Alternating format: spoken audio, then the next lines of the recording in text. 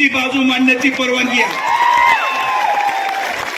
लोकतांत्रिक प्रक्रिया एक बाजूने पूर्ण केली जाऊ शकत नाही. लोकतंत्रामध्ये जेवढा अधिकार ओवेसीला हा म्हणायचा आहे की मी भारत माता की जय म्हणणार नाही, तेवढाच अधिकार अहिल्यानगरमध्ये प्रत्येक माणसाला जय श्रीराम उघडपणे म्हणण्याचा आहे. आणि म्हणून या सेक्युलरिझमला आम्ही मान्य करतो.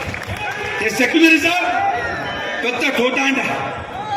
आज हिंदूवर होणारा अन्याय आणि या अन्यायाविरोधात एकवटलेला हा समाज, आज आपण हे दाखवून दिलं की नुसतं संग्रामावर नव्हे, पण जो जो व्यक्ती हिंदू समाजाच्या सुरक्षितेसाठी पुढे येईल, जर तुम्ही त्याला एकटा पाडायचा प्रयत्न केला, जर तुम्ही त्याला टार्गेट करायचा प्रयत्न केला, जर तुम्ही त्याला व्हिडिओच्या माध्यमातून दडपशाही करायचा प्रयत्न केला, तर आज या महाराष्ट्राचा हिंदू सर्व जातीला विसरून एक झालेला आहे. आणि आम्ही प्रत्येकाच्या पाठीमागे खंबीरपणे उभं राहणार.